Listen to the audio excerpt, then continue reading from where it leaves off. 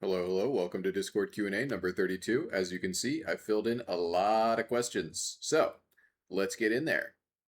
Starting out, we've got Snowball as an SR item. I know I've talked about this a little bit before in Q&As, but I couldn't actually find a question where I've answered this directly, like this exact topic coverage, so I'll do that here.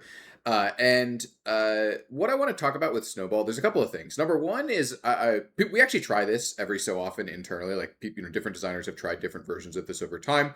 As an example, I tested this on a tank support item in 2023 when we were working towards the 2024, like the season 14 item update. The removed mythics and all of that. Uh, I remember also, way far back, right? This skipping several times. I remember people doing it, but there was a designer that tried this in, Runes Reforged for one of the inspiration keystones. At one point, there was a inspiration keystone that just overwrote one of your summoners with Snowball. So this is something we try because, a number of designers have tried this over time because it's content that we already have that players understand and are generally excited by. It's clearly cool and it's clearly powerful, and you can understand why you would want it. And those are all good attributes for content to have. Uh, but we've never actually shipped it, right? And I think there's a lot of good reasons why we haven't done that. And I'll sort of talk about like why I think it's pretty unlikely that Snowball in a form that actually really feels and acts like a Ram Snowball. I'll explain like why I think it's pretty unlikely that I'll ever make it into SR. The main thing is just that Snowball is not designed to be balanced, right? Like it's not designed to be fair. It's designed to compensate for a bunch of things that are lacking in ARAM, right? Snowball is here to systemically, substantially power up a bunch of champions that rely on one of two things, or sometimes both. Flanking, right? This is a lot of, a lot of like tank supports and assassins that rely upon. I need to approach the enemy team from a different angle. Well, you can't do that in ARAM, right? And so Snowball helps you get into the enemy team in a way that doesn't require you to come from a different angle than the rest of your team. Say Kennen is a good example of this, right? It's like one of the ways that Kennen succeeds in Summoner's Rift is by approaching from a different angle from the rest of his team. You can't do that in ARAM, and so therefore Snowball is needed, in order to make his pattern functional in ARAM, right? And so that's the kind of thing where, well, if we have Snowball in SR, we have to make Kennen less good at doing the things that he does because he just has access to a way to completely bypass his need to like flank or find a good angle into a fight. One of the other things that compensates for is the fact that there's a bunch of champions in SR that force enemies to come to them, right? By say split pushing or a number of other things that you can do that sort of force the enemies to respond to you. You don't have access to those things in ARAM, right? There's nothing that just stops. If you're Yorick, for example, there's nothing really that stops your enemies from just pelting you with a bunch of spells and forcing you to essentially group up with your team and expose yourself to all of those risks. In SR, Yorick can just go to a side lane and say like, look, if you're sending a mage and ADD carry to deal with me, I'm winning, right? That whole situation doesn't exist in ARAM, right? You can't force enemies to come to you. You can't split up the enemy team and deal with a specific member or a specific subset of members of the enemy team, and so therefore Snowball is compensating for that. Again, this is a situation where if Snowball exists, Darius just has to be way worse at doing a lot of the things that he does. Alawi has to be way worse at doing a lot of the things that she does. She just has to be way less powerful, right? Same thing with a lot of champions that rely upon being able to like split up the enemy team or deal with specific members of the enemy team, or rely upon split pushing or whatever, right? Like there's a bunch of different ways this manifests in SR. But ultimately, we can't come up with systemic trade-offs, I think, that are sufficient in order to uh, make this work in SR because it is completely warping to champion patterns in a way that I think is pretty undesirable for SR, where we actually want Yorick to feel like he can get his agency by going to a side lane and dealing with a smaller number of enemies, like dealing with a subset of the enemies that won't have this combination of effects that he can't deal with in larger scale fights, and so on and so forth, right? Like we do want Kennen to feel like he should, have a good time flanking or pike or whatever, right? Like insert your favorite flanking champion. And I think a lot of this just comes down to Snowball in and of itself is extremely warping to champion kits, but in a way that is positive for ARAM and negative for SR.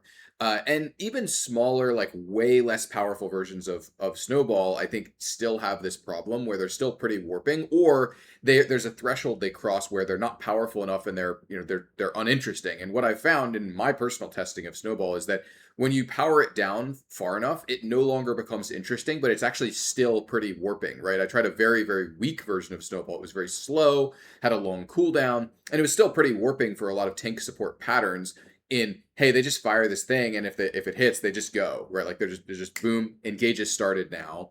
And even when that wasn't very powerful, it was still pretty warping to the way that a bunch of different, tank supports interacted with the enemies. You think of champions like Alistar is probably the primary example, right? But even other champions like Leona and Nautilus were doing some pretty warping things with a very, very, very weak version of Snowball that I was testing. And so I'm not saying this is impossible, right?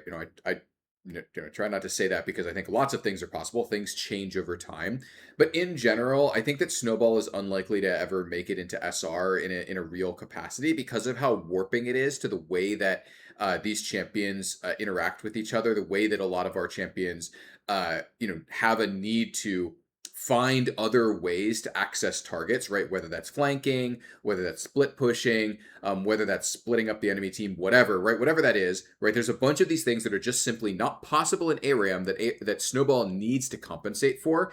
But we actually want those champions to access those things in Summoner's Rift. And if they didn't need to do those things, if they didn't need to flank, if they didn't need to split push, if they didn't need to split up the enemy team, then we would just have to make them worse at the things that they do in ways that I think would be pretty like pretty unfortunate for the people who want to play those champions, like pretty fantasy down for a lot of those champions. And so ARAM ultimately is a lot about just making ARAM function. It's not about being in and of itself a great, like exemplar of uh game health or anything like that, right? It's not like Snowball is a thing that was added to ARAM for fun. It is fulfilling a very specific purpose in ARAM, and that purpose not only doesn't exist in SR, but I think is actually actively detrimental to champion kits working the way that they're supposed to work in SR, at least in the way that we currently have the game shaped. And so that's my perspective on Snowball and SR. Is I think it's pretty unlikely. Wouldn't be surprised if people continue testing it because obviously it's really like the concept of it is really cool. But I suspect that just generally, like whether it's the idea of it is being as an item or as a rune or where some other system that we have in the game, whatever, right? Uh, I think it's pretty unlikely that it ever makes it into SR. If League Classic goes well, is it possible old items or champion kits get reverted / reintroduced? So I think the way this question is framing it is really jumping the gun quite a bit. What I'd say is that and I'm not I'm not one of the people working on League Classic. I'd be interested in their perspective on this. But the way that I would look at this is that if something really surprises us about Classic, about something being really popular, right? Like as an example, let's suppose that AP Tristana for whatever reason is really, really, really popular in Classic, and then and maybe say they nerf it and it's still really popular. People are really enjoying just the play style of AP Tristana. I think that's something that we would want to look at, right? I'm not saying that that would make us, immediately revert Tristana to an earlier state and allow people to play AP Tristana in Modern League or anything like that. But I think it's something that we would look into of like, okay, what about this is working for people? Why is this really exciting for this audience? And how much does that have to do with like the systems and the ecosystem that exists in Classic, right? Because as an example, right, the fact that Tristana just has really, really, AP Tristana specifically has a really, really messed up lane trading pattern where it's not even really what I would call a trading pattern. It's just like a harass pattern that has no counterplay. That's the kind of thing where, well, it's probably a bit below our modern standards. And if that is what is really appealing about this thing, we'd probably move past that, right? But there are definitely cases I can imagine of like, oh, insert random champion A is really popular in Classic, more popular than we expected. Let's investigate and see why that is, and are there any learnings we can get from that? I think talking about reverting champions or reintroducing older items is really jumping the gun, like to me, because I think that's fairly unlikely that we'd ever want to do that. A lot of the things that we've changed kit wise or removed from the game in terms of systems, there were a lot of good reasons why we did that, and in most cases, I don't really think they've changed. There are some cases where it's like, well, say Madred's Blood Razor or like Malady or some other old item or whatever, right, is really popular for some reason, and an item that was removed because it was like merged into a different item, or like removed because of some systemic change that had little to do with it, right? As an example, Feral Flare or like Wriggle's Lantern slash like versions of Feral Flare. Wriggle's Lantern was not removed because we thought the item was bad. It was removed because we were making jungle items, right? And we don't have jungle items in the game today, right? And so if Wriggle's Lantern is a really crazy successful item in Classic, that's maybe the kind of thing we could look into and say, hey, look, we didn't remove this because it was bad. We removed it because of a system that we don't have in the game anymore. And so therefore, do we want to make an item that's sort of shaped like this with these kinds of stats, with this kind of output of like you clear the jungle really fast, but you're trading off combat power or, whatever the combination of things there is. I think those are things that could lead us to an investigation of what that might look like in Modern League. But I think that's, talking about things like reverting or, reintroducing older items, I think to me is really getting ahead of the game here, because the reality is Classic is a very different game, right? There's a lot of different context around why things are good or bad or like working for players or not working for players in Classic, right? The game has a substantially different set of systems that control pacing. It has a substantially different set of content available to you both systemically and also on a like champion kit basis, right? There's just like a lot lower, like there's a lot less mobility in the game, for example, right? There's very different considerations around what it means to be powerful in the laning phase, right? And so something being really successful in Classic, I think has not no bearing, but not a one-to-one connection with something being good in modern League of Legends, right? And so from that perspective, the way that I look at this is more, if something is really working in Classic, we will pay attention and we will be investigating that for sure, especially if it's like overperforming our expectations. But I do not think that necessarily means that we'll be suddenly looking at like reverting a champion or adding an old item. That it could lead to that down the line. I'm not saying that that's impossible, but I think that is something that would be very far off from my perspective, not something that we would be immediately looking at is sort of how I look at it. Nothing about this is to say that something along this pathway is impossible. Just what I'm trying to get at is that I think this is not a very likely outcome of like something in this space happening. It is possible, and it's even possible that it could happen more than once, right? I mean, maybe I'm really far off, and maybe there will be a bunch of things that really outperform our expectations in Classic. Who knows, right? Hard to predict the future.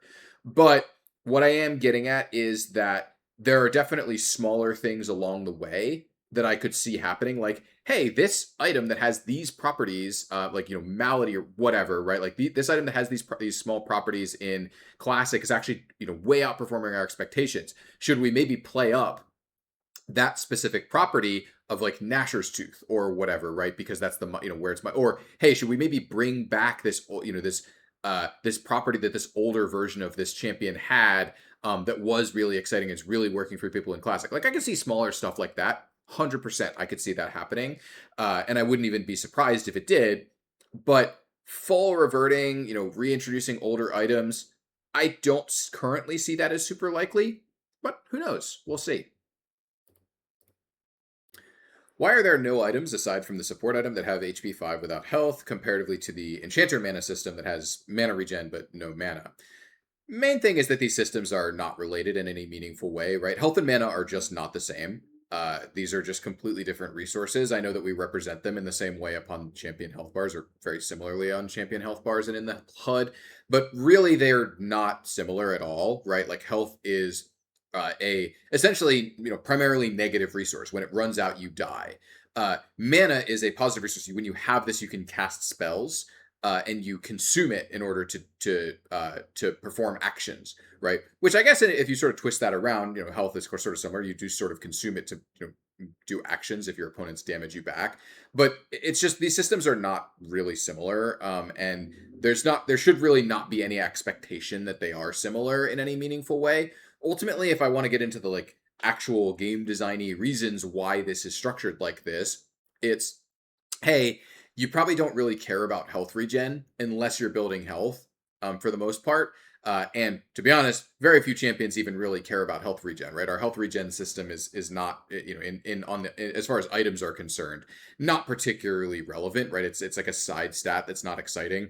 Side note here, by the way, is like I've considered some systems where making health regen into its own really sort of meaningful subsystem where it like scales some effects on items and things like that. Don't think anything like that is impossible, or that we might even just merge health regen into another stat, or make it more meaningful in some way. I think there's open design work to be done on like making health regen interesting, because it's a stat that no one really cares about really for the most part, and uh, it occupies a very small amount, but some power budget on a few items. It is a nice way for us to get a little bit of textural difference between items. Like, an item that builds out of Crystal Embracer is a bit different than one that builds out of Giant's Belt. That's there's something nice about that.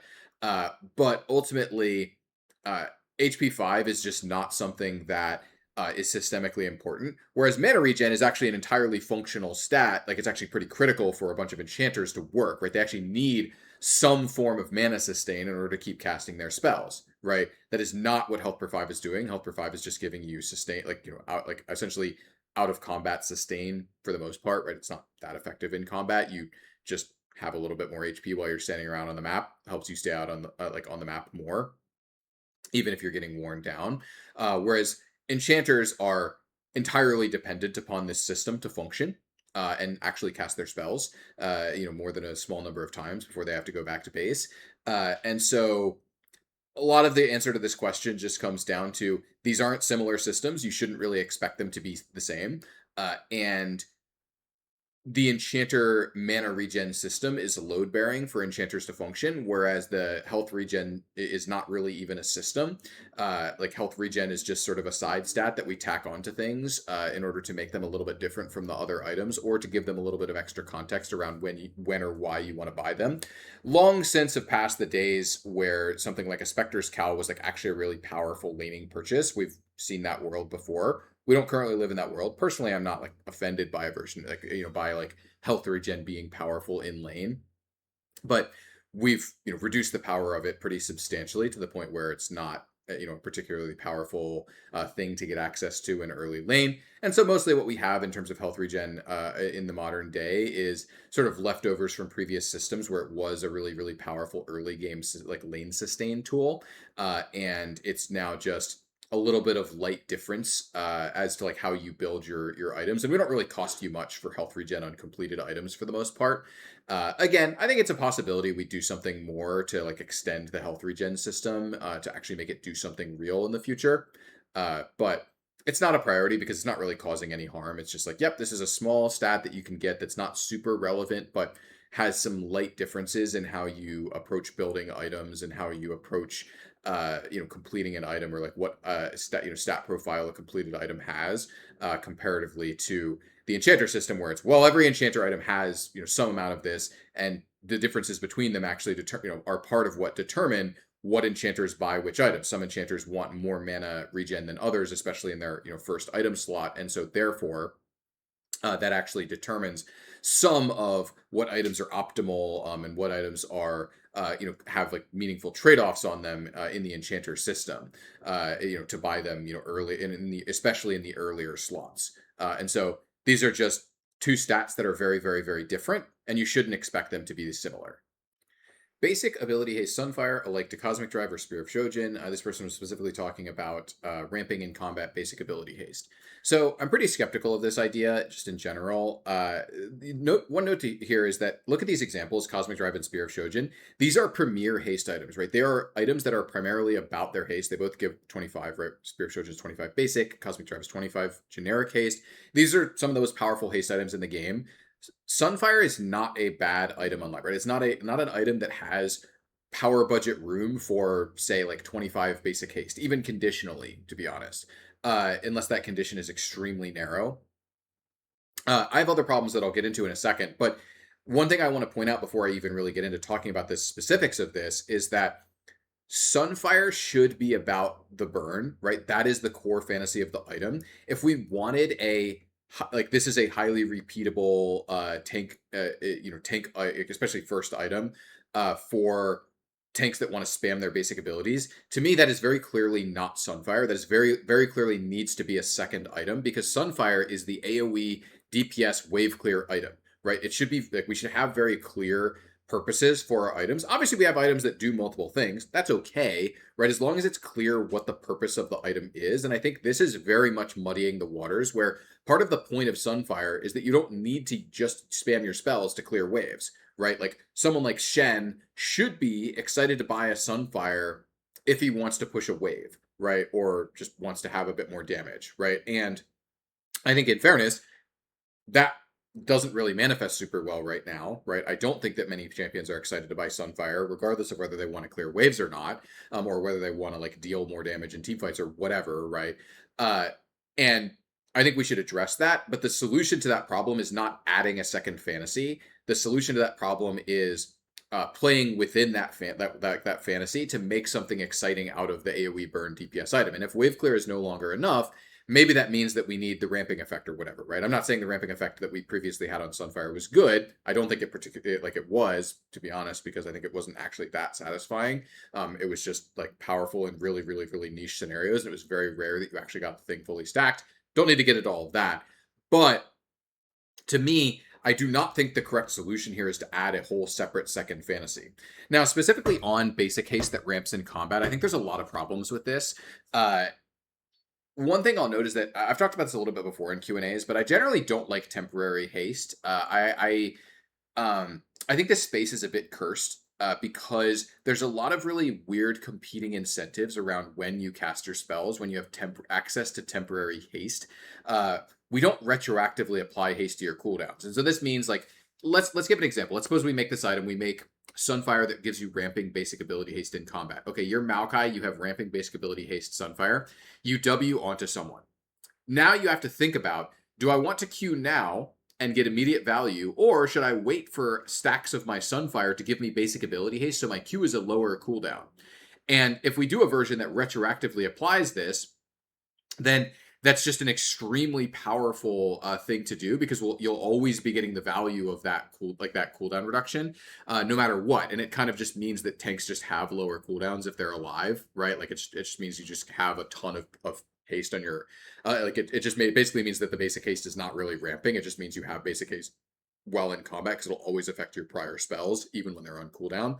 And so I think there's a bunch of problems with this around temporary haste. There is a version you could say of like, well, the version that ticks your cooldowns faster, kind of like Actualizer, that resolves or mitigates a lot of these problems. There's something to that, but something I'll note here is that I think you need a lot of power budget to do an effective version of that, right? Small versions of ticking your cooldowns faster are not very appreciable, right? This is one of the things I ran into pretty frequently when I tested Actualizer was that smaller values, the reason why I ramped it so much, right? It's 30% right now, is your cooldowns tick 30% faster. The reason why it has to do such a crazy number, or is it 30% or is it 20%? I don't remember which version I shipped, but basically I shipped it at a number that at the time we were like, wow, that's a really high amount of cooldown recovery that you're giving per second, right? That their cooldowns are ticking faster. Is when I tested it at lower values or even values that I thought were pretty reasonable and were pretty powerful, the feedback I got was very definitively like, this is not appreciable. I don't care about this effect. Even if I know it's powerful, I can't feel that my cooldowns are ticking faster. And so small numbers of that, you can see this with the Infernal Conduit in Area Mayhem and Arena. People don't really appreciate that part of the effect. It's just like invisibly, yep, this person's casting more spells. But when you play with that, you're not saying like, oh my god, I love Infernal Conduit. I'm casting so many brand Ws, right? You're saying, Infernal Conduit's really messed up. I'm doing crazy damage, right? People focus generally on how much damage it does, and not the fact that it makes your cooldowns pretty meaningfully shorter when you're in combat, right? And so, in general, I'm pretty skeptical of this whole space. I think both because Sunfire is not about making you cast more spells. I think fundamentally it's actually pretty important that it's about its burn effect. That's like what the fantasy of the item is. And also because I think this space is a bit cursed of like ramping basic haste in combat. I think it's just kind of a cursed space for a variety of reasons, especially if that's not what the item is about. And so the conclusions that I have from this are like the the main things I want to like specify here is like number one, I think it would be very reasonable to have a basic haste tank item that is about telling you your pattern is highly repeatable, but I don't think that item is Sunfire. And number two, I do acknowledge I don't think Sunfire is a satisfying item on live. I do think we should make improvements to it, but this is not how I would approach that, right? I think that we want to do something that very clearly ties into the fantasy of being the AoE burn DPS item. And I'm not sure what that should be, but I think that that's something where we need something that ties much more directly into this is the AoE burn DPS like wave clear item for tanks that lets you uh, clear waves or clear jungle camps or do whatever in a way that's clearly tied to the burn being exciting, not the burn serves as a tool to enhance your like make your spells more frequent, because then that kind of just naturally means the burn is not going to be that relevant, right? It's like, oh well, if this is about reducing your basic ability cooldown so that you can clear a wave or like do more DPS, then what's the burn for in the first place, right?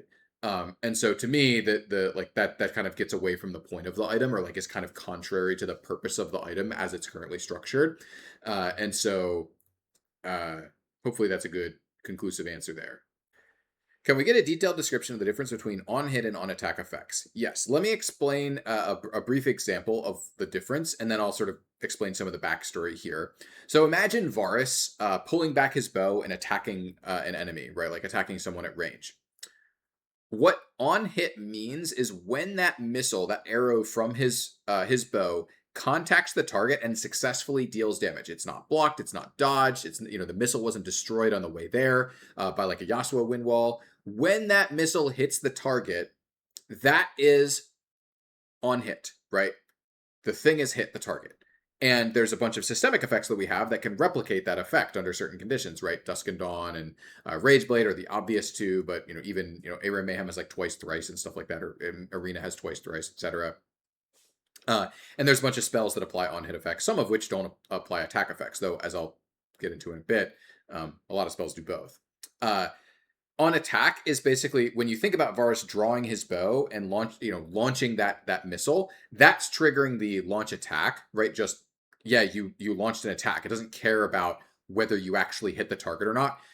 That missile in and of itself is not important, right? Or well, it's not critical to the success, like to the success of launching the launch attack event.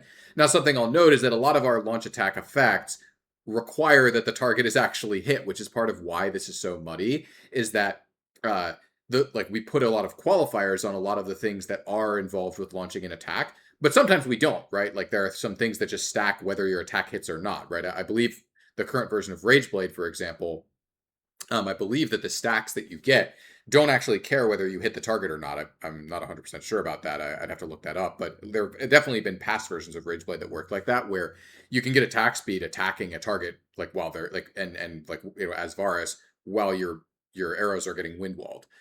For example, right, is like one case where that's been been in the past, right? Or older versions of Kraken Slayer that were on launch attack, where you could actually stack and consume your Kraken Slayer procs regardless of whether you were hitting the target or not. You could be shooting into a wind wall, for example, and you could stack and throw a bunch of your Kraken Slayer attacks, Kraken Slayer procs. Anyway, so to talk about the sort of backstory here, these originate from probably not a great place, which is our sort of internal naming for our event structure, right? We have an event called Deal Hit, and we have an event called Launch Attack, which, as you might guess, is on hit and on attack. I don't think those names are particularly great. If you've watched a lot of my videos or watched my stream, you've probably heard me say that before. I do think these names could be improved. I think this whole system could probably be restructured in a way that just is more easily understandable or is more visible to the player, because the reality is part of what makes this confusing is that a lot of our spells that apply on hits just also apply on attacks, and so the distinction becomes very unclear when you're talking about like Ezreal Q, which does both, Volibear W, which does both, or even something like Yasuo or Yone Q, which do both only on the primary target, and then any secondary target only gets spell damage, which is very weird and hard to understand like exactly what's going on there, right? And so this is a system where I think that there's work to be done here in improving the understandability of this system, but hopefully the like Varus shooting an arrow example is good enough to get the difference in like when those things are happening versus like why those outputs are different. The illustrative example of like Varus launching the arrow versus Varus's arrow successfully hits a target. Those are not the same thing, right? And that's the sort of key difference between those two effects, right? Those two events essentially. So hopefully that's good. And if not, let me know and I can maybe try other examples and if people are interested in more. Why does the current rune system not have the same issues that Mythic items had? And their listed problems were not enough for all champs to feel like they had an option, bringing up overall power level, and locking you into build early on. So one thing I want to talk about before I even really get into the details of this question is that this question is presupposing something that is not true, which is that all of our systems have the same goals and that they share the same problems, right? Something that is a problem for one system is not necessarily a problem for another system, right? They are not the same, right? The goals of runes are not the same as the goals that we have for the item system, right? Part of the main goal of the item system is that it serves as a power progression system for your champion over time. Your champion is becoming more powerful over the course of the game. That is obviously not what runes do. And so therefore, the problems with those two systems are not going to be the same because some of the problems with those systems are, is this problem interfering with the way that uh, the system accomplishes its goals, right? And I would actually argue that's the main thing that Mythics did, was that Mythics interfered with power progression of champions over time, where the Mythics and the Mythic system in general overrode the power progression of your champion, and instead substituted their own. Hey, you don't actually care about what your champion kit is doing. You care about what your Divine Sunderer is doing. And so the power progression of your champion got overridden by the power progression of your item system, right? And that's a really important distinction to make for why I think that's the primary reason why Mythics were not good. And of course they had other problems, right? Don't get me wrong, but that is a problem statement with the Mythic system that isn't present here, and also isn't something that applies to the rune system at all, right? Now, sure, there were other problems with the Mythic system, right? Don't get me wrong. I'm not saying that the system was good in other way, like was amazing in every other way, and that was the only problem, right? Of course, it had other problems, right? We removed it from the game for a lot of different reasons, but ultimately, my answer to this question of sort of a summary, like before I get into talking through these specific cases, um, is the rune system doesn't have the same goals, and therefore it doesn't necessarily have the same restrictions or the same requirements as the Mythic system. The Mythic system's main issue was overriding your champion fantasy or warping your champion fantasy in ways that weren't corresponding to I play Wukong because I like Wukong. Instead, it's I play Wukong because he's the best at applying Divine Sunder, right? It's a motivational change and a huge problem for the way that we want to shape League of Legends to be a character forward game, right? Because Mythics overrode a lot of that. Anyway, talking specifically about these problems, and the some of the funny things I read here are like not enough for all champs to feel like they had an option. I actually don't think this is true about the rune system. I think the rune system actually does a pretty good job at making all champions feel like they have something that's good for them. Obviously, there are outlier cases, right? Like Gangplank, for example, I think is not, does not feel like he has a keystone that's particularly exciting for him, right? I'm not saying this is universally true, but I actually think the rune system does a pretty good job of saying there's something that's good for you, right? Keystone wise. And there's minor runes that you're at least moderately excited about, or at least feel like they're pretty functional for your character. And I don't like, and so like just at a surface level, I actually don't think that's a problem with the rune system. I think it does a good job of covering pretty much all of our bases. Again, there are some outlier cases where that's not true, but very few of them, I would say. It is true that runes do bring up the overall power level of the game and do lock you into certain things, very early on, right? Like one of the things that I note here is that keystones change a lot of the way that your champion plays, right? Like Kale with PTA is fairly different from Kale with Lethal Tempo, for example, right? Like they play differently, even though they're accomplishing similar goals. They have different ways that they want to trade in lane or different ways that they want to play later in the game. A more extreme example would be something like Xin Zhao with Conqueror versus Xin Zhao with Hail of Blades, right? You're going to build completely differently doing those things. And this is one of the things that I think there are some unfortunate interactions here, right? As an example, Kane wants a different keystone on blue cane versus red cane. And I think it's kind of a bit of like a little bit of a fantasy loss that you kind of feel like you're going to lock yourself into a form from level 1 just based on the runes that you're taking. And I do think there are some costs that we pay for that.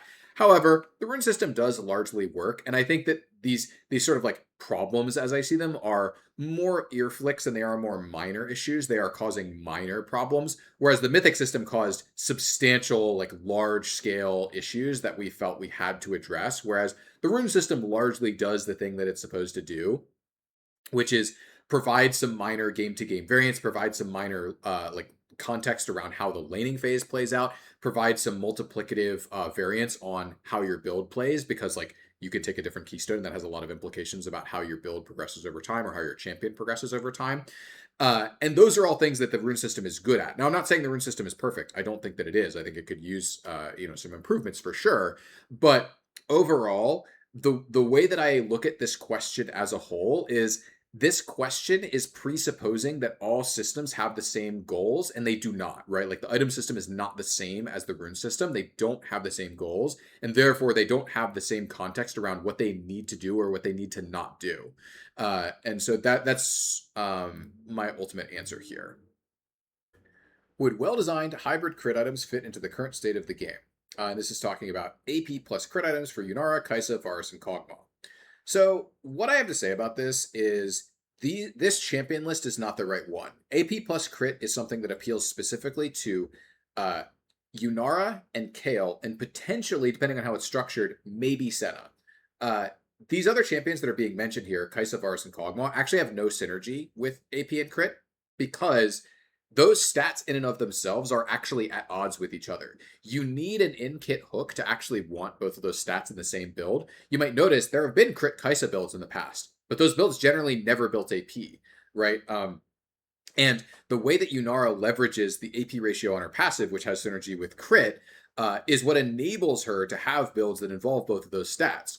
Mostly in Mayhem, where you can get access to higher amounts of crit with fewer items, and that enables those builds to actually function because you just don't have enough item slots to make that work in SR, right? And so you need something that essentially saves you some slots in order to make that make sense for the most part. But anyway, I'm getting a little sidetracked here. Senna can cheat this a little bit because she gets free crit, and so there are versions of this that are really appealing for her. But Kaisa, for example, it's like, okay, so what does an item that gives AP and crit do for Kaisa? Well, AP scales her passive, her on hit, and crit scales her auto attack damage that scales with AD.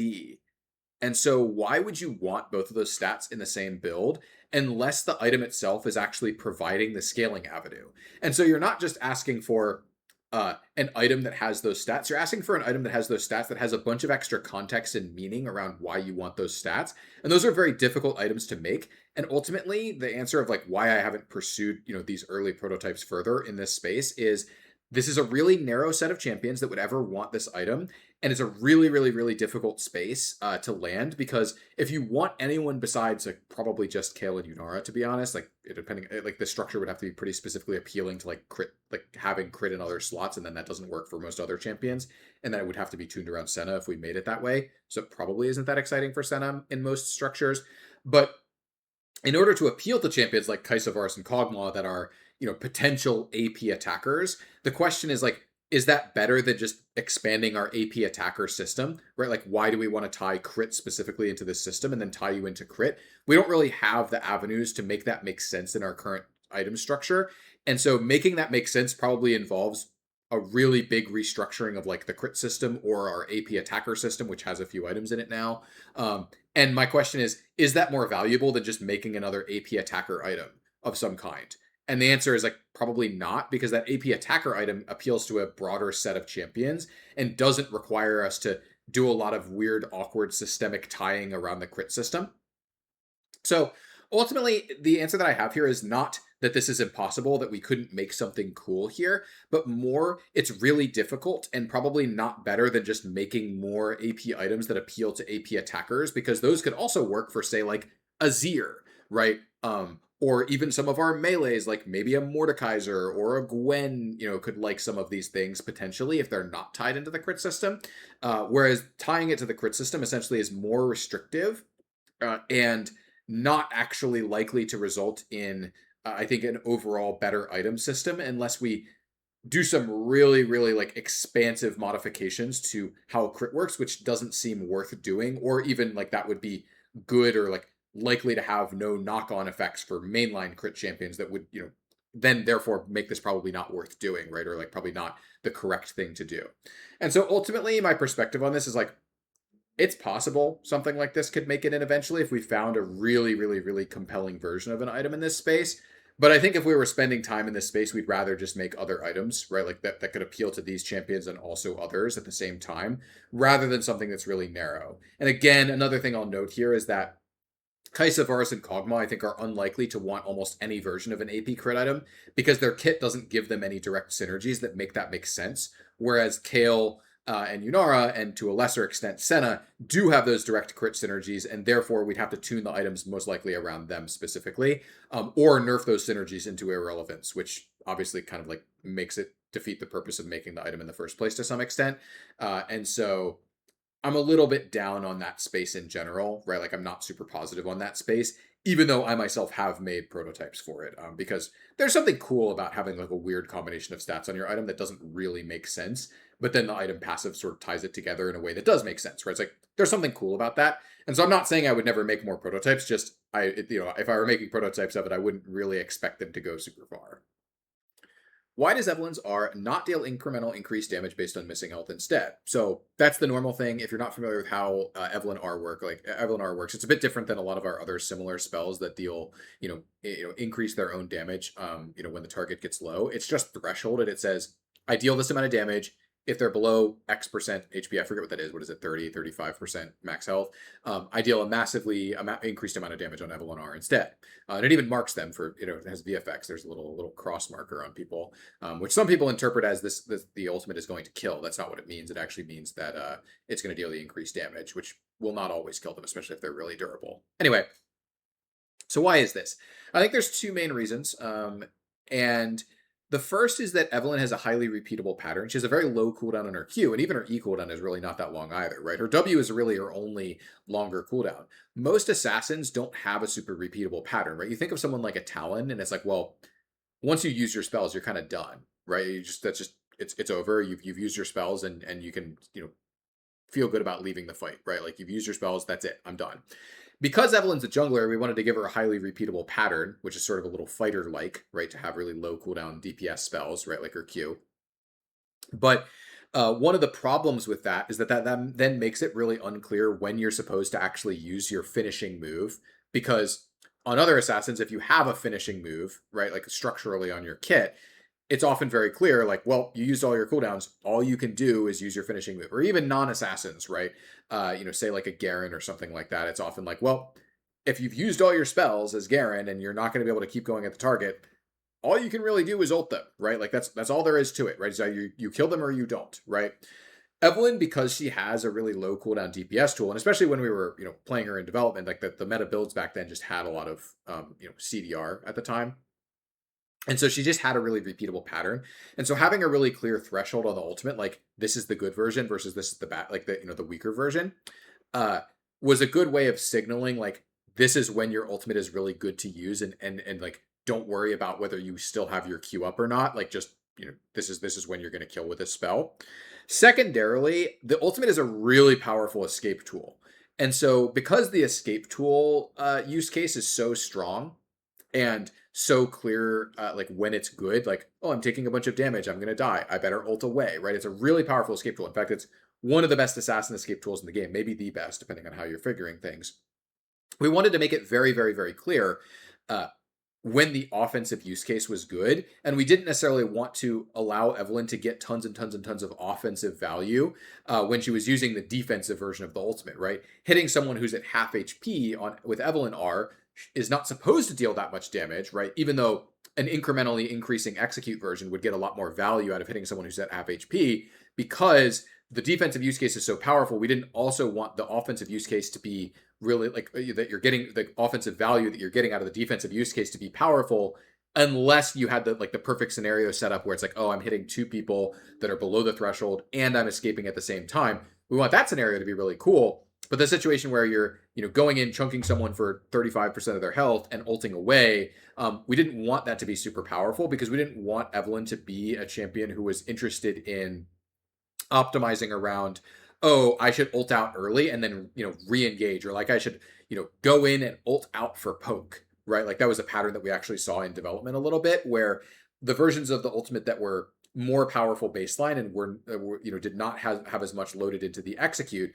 Uh, there were versions of Evelynn that would just chunk someone for 50 to 60% of their HP, ult out, can't do anything to the Evelynn, she's long gone, and oh, she didn't really assassinate me, but I can't stay on the map because I'm too low, or I can't play this Baron fight because I'm too low, or whatever, right? Combinations like that. And that was not a pattern we wanted to make, significantly powerful. We didn't want a bunch of Evelynn's power budget to be in that kind of like harass pattern rather than actually playing like a real assassin.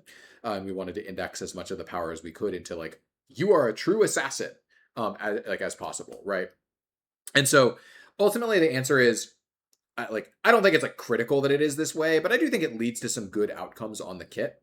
And so it's I think a nice feature of the kit, like just the way that it's structured, that it's a binary, like get the enhanced damage or not, rather than a sliding scale. I think there's some good outcomes for that around like signaling to the player when they're supposed to use the spell, and also rewarding her for engaging in like more life or death, riskier, like 100-0 fights rather than harassment fights where it's like, oh, I'm going to hit you for 50% and then just leave. And you can't counterplay that because I've ulted away from you or whatever.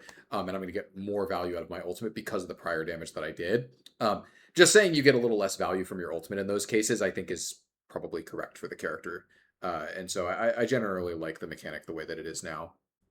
Is there room to make Dawncore more like Imperial Mandate? And their example was giving haste to heal and shield spells. I think haste to heal and shield spells could be really cool. I'm not sure that's what Dawncore is supposed to do. Now, granted, I don't think that Dawncore is a particularly successful item in its current form, and so I think there's some, there's some sort of thought to making it a different item, like shaping it a bit differently and it having a different identity than what it does right now, because I think its identity as an enchanter capstone doesn't really make that much sense, and pretty clearly has not been that successful, even though the item is quite powerful. And so I think there's some validity to the idea of like, well, what if it did something else? Or what if it was less about being a capstone and more about, doing something, doing something that's a little bit different. But I think in general, the idea of having an item that gives you more haste specifically for heals and shields, that seems reasonable to me. I think in general, the idea of haste that's different between slots is something that we've seen is actually really interesting and actually pretty compelling in item design, right? This is what like all the ult haste items do this, right? The basic haste on Spear of Shojin does this. Now Imperial Mandate is even classifying further into specific types of spells, like subtypes of spells of like, does the supply CC, right? And I wouldn't be surprised if we did some experimentation, with items in the future around like more items that have contextual haste around.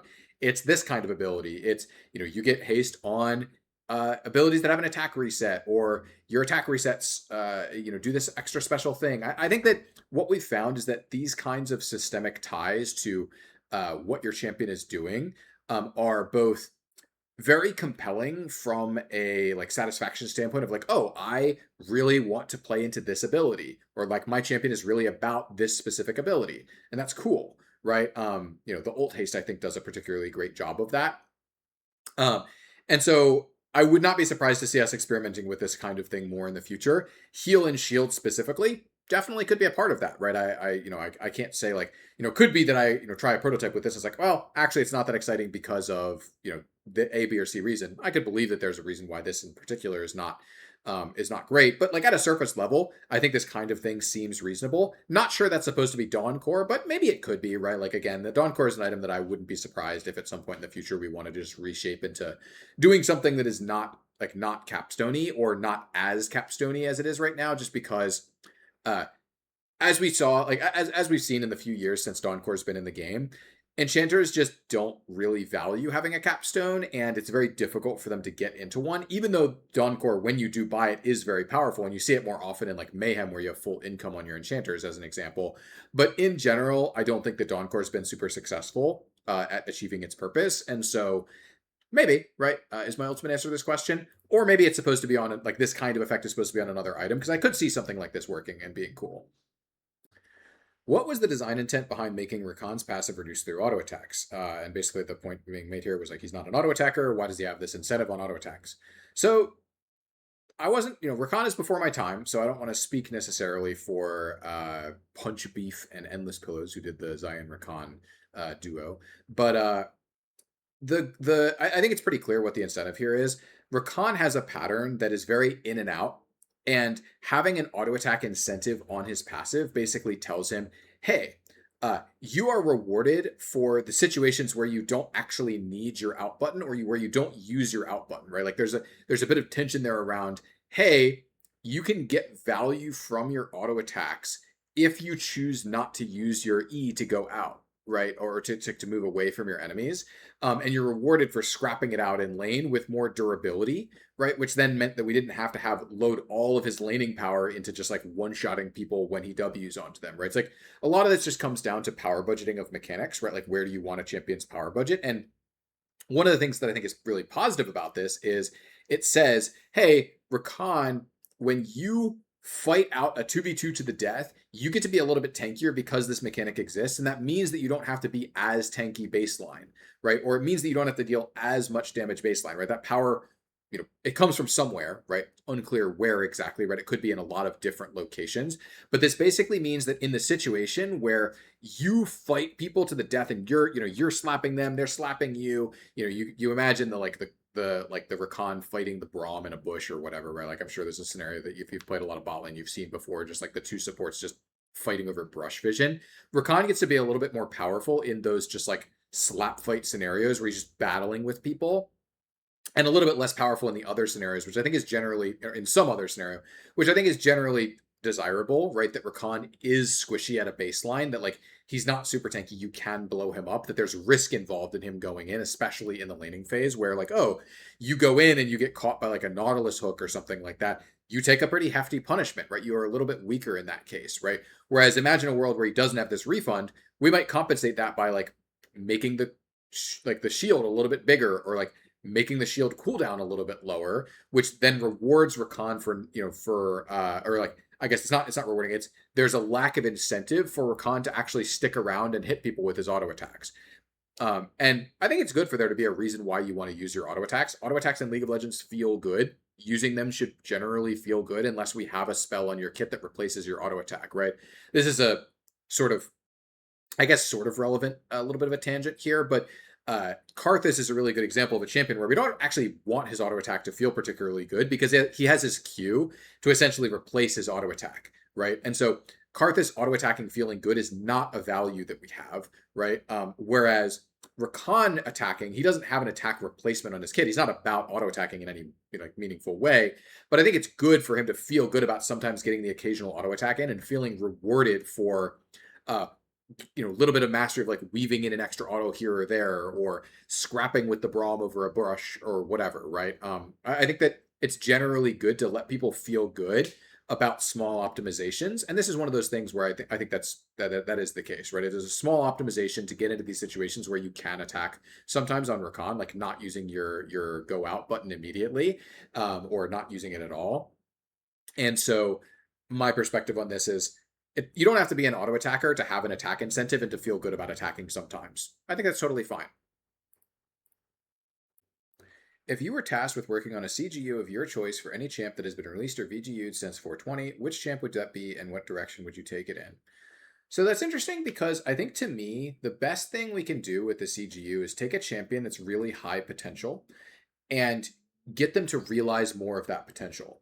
And I think that's interesting, because I think the way a lot of people would approach this question is like, what is the lowest quality thing, like champion that we have in the game? And that's actually not how I'm looking at it. I'm looking at like, how far is a champion from their potential? Like how great could they be with some meaningful gameplay updates? Maybe a new spell, right? Like maybe multiple new spells, right? And I think Aurelion Sol is a really good example, where Aurelion Sol had great potential. And I think he's still not at the max of his potential, but he got a lot closer, right? Like he got so much better with his CGU as an example of like, hey, this is a version of the older version of Aurelion Sol is very few people want to play this. Lots of people will try him, but people are generally repulsed by the gameplay. The current one, I don't think is like amazing, right? I think he could be better for sure, but he's pretty good. And there are people who really like the new Asol, and so I'm not inclined to like change him further. But I think to me, there are two candidates that come to my mind immediately that could benefit, like that I think are very high potential, but not currently realizing that, which are Quinn and Gnar. I think they're both really cool concepts. Like uh, Ranger with Bird is such a cool concept to me for Quinn that I think she doesn't realize super well in the current game. And then also like transforming Yordle like primordial Yordle that like becomes the Hulk kind of deal. Like obviously it's not exactly Hulk like similar like rage transformation. I think is really high fantasy, and I don't think that Gnar really hits that fantasy super well. I think if it were like coming right down to it, I think I think I would take Gnar just because I feel like I have a really good understanding of the space of like what it means to like what it means in gameplay terms to transform and like what like where Gnar needs to go, like where what it means to have an uncontrollable transformation, and like where Gnar should sit there. And so to me, I would love to do um changes to try to realize Gnar's potential. Because I think Gnar is sort of like a cute, fuzzy Yordle who turns into a Rage Yordle, like a gigantic, hulking Rage Yordle. Really high potential. And he's not there, right? He's not currently working in that space. And I think there are lots of, like the way that I would approach, like the direction that I would want to go is number one, how do I make Gnar realize the fantasy of being this like uncontrollable like rage based transformer? Like how do I make that feel amazing? Like how do I make that feel like something that you want to do, that you're engaging with consistently as the Gnar player? And how do I make that moment, that transformation moment, and the experience of being in both forms really amazing? And I'm not sure what the answer to those questions like is, but that's like where I would have come at this if someone were to like, come at me on Monday and say like, you're gonna pick a champ for a CGU and you're gonna work on it today, right? Like you're gonna start today. That would be my initial approach. Is number one, identify a champion I think is really, really high potential, who is not realizing that potential, like has a really cool fantasy that they're not quite realizing. And then number two, how do I play up that fantasy in a way that works in their gameplay? Um, and how do I make their gameplay make sense and in line with their fantasy? And I think there's lots of champions that could benefit from changes to realize their fantasy better, but if we're going to go to all the effort of doing a CGU and we're potentially like changing out spells and stuff like that, then I think you want to target the highest potential champions, right? Champions that could be truly amazing if they better like or like, like way better, like could be so much better if they were more in line with their like their gameplay was more in line with their fantasy. Is how I would look at this. I think so. Hopefully that's a satisfactory answer. Riot's thoughts on solo lane fiddle and potentially how to tackle buffs or trying to support it. So first disclaimer is like I'm not giving you Riot's thoughts. I'm giving you my thoughts as a designer who's worked a lot on live and on SRT and so on and so forth. But this question was a little weird for me to read because Fiddlestick's top on live right now is not just supported; it's actually quite good, right? It's powerful and has been good and supported and powerful for a long time. Like we're talking over like multiple years here, right? Like top lane fiddlesticks has just been good. And so it was weird for me to read this question because I don't think top lane fiddlesticks needs anything, right? This is not the the case of something like a Nidalee top where it's like, oh, it's a microcosm of this specific meta in in pro play. It's really good into these specific champions, and you only play it because of this interaction between these champions and these items or whatever, right? It's like Fiddlestick's top is just good. It's just been good, and it seems like it'll likely continue to be good. And so, to me, I think buffing this would be a very poor idea because it's already powerful. And the end result of buffing it is likely it gets more popular in the short term, and then we just have to nerf it more later on down the line. I don't think that buffing Fiddlesticks top makes sense, especially because that'll likely affect his other roles. And Fiddlesticks is champion where we have to do a bit of juggling on like how to tune between his different roles. And so if top lane is working right now, awesome, right? And one of the things I'll say here is I think we should probably consider top lane and the top lane player base of Fiddlesticks when we do changes to jungle Fiddlesticks or support Fiddlesticks, which are things that we try to maintain as well. But ultimately, my answer to this is we don't have to do anything. It's already good. We definitely shouldn't directly buff it because it's already powerful. And ultimately, all we really have to do here, I think, is just take Top Fiddlesticks a little bit into account when we do balance changes to his other roles. Or, hey, if top lane Fiddlesticks suddenly dropped 5%, which doesn't really seem that likely for whatever reason, we'd have to think about like why is that, and is that something that's specific to top lane, is it local to top lane, something about that, and like that's when we'd have to start having conversations about like how do we support this, or do we even want to support this. But as Fiddlesticks is right now, he is a functional powerful top laner. You can play him there if you want to, and in fact I think he has like over 10% of his play rate right now is there, I think, something along those lines. But this is kind of a bizarre question for me to read because it doesn't really make that much sense to me when he's already functional on live, right? This is the kind of question that I would expect to get about something that doesn't work on live. Like, hey, how would we support I don't know, what's a weird thing that's existed before that doesn't exist now? Like, how would we support uh, I don't know. I'm really struggling to come up with an example here. What's like something that's like, how would we support Kaisa Jungle? It's like, well, yeah, Kaisa Jungle is not good. It was good in the past, right? There were times when Kaisa Jungle was actually quite good. That's the kind of thing where I would ask, this question makes a little bit more sense to me, but this question right now is just kind of strange and kind of doesn't make a ton of sense to me, but I thought was worth talking about anyway, just because it's already good. And so, yeah, I'm just going to move on. Why does a champ like Shyvana have a CD reduction mechanic on her Q, but a champ like Zehen doesn't?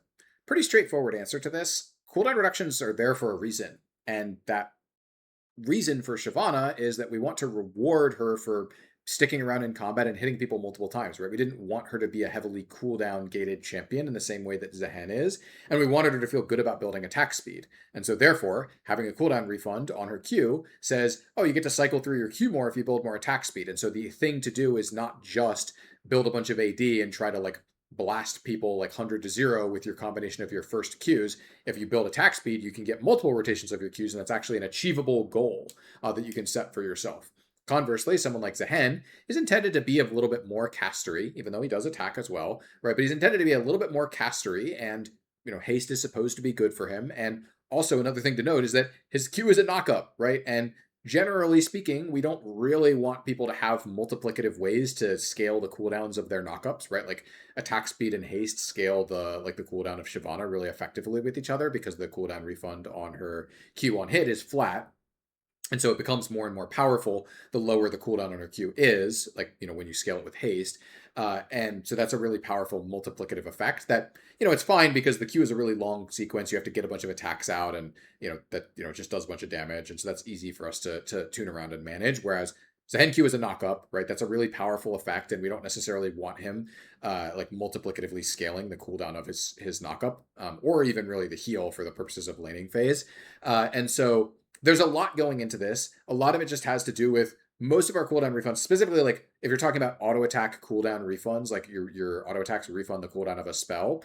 A lot of those just come down to the incentives around what we want the champion to do, how we want to pay them out, right? Like as an example, when I added the cooldown refund to Kled's W last year when I made my changes, a lot of the reason why I wanted to do that was to give Kled a reason to not only play around the cooldowns of his spells, right? Where previous versions of Kled were very spell gated, where it's like, well, if you don't have your Q or your E, especially if your W's on cooldown, there's no real reason to try and interact with people. You should just leave, right, and come back when your E is back up. And so Shyvana is similar here, where it's like, well, this is an incentive to not only play around your spell cooldowns, right? Like we didn't want Shyvana to just leave after casting her spells. We wanted her to actually like feel incentivized to brawl it out. But Zehen doesn't need that. He already has his passive, which heavily encourages him to keep fighting forever and keep going, keep pushing forwards. He doesn't need another incentive to do that, right? And so we generally only add mechanics when we feel like they're necessary or like when we feel like they're important to the functionality of a character, doing the thing that we want them to do. And so Zehen Q doesn't have it, right? Like ultimately the answer is pretty straightforward. It's Shyvana, we added this mechanic to Shyvana to give her an incentive to perform specific actions or build in a specific way, and we didn't need that same incentive or didn't feel like we needed that same incentive for Zehen. Really not that complicated. Alrighty, that's going to be it for number 32. Thanks everybody for watching, and maybe catch you in number 33.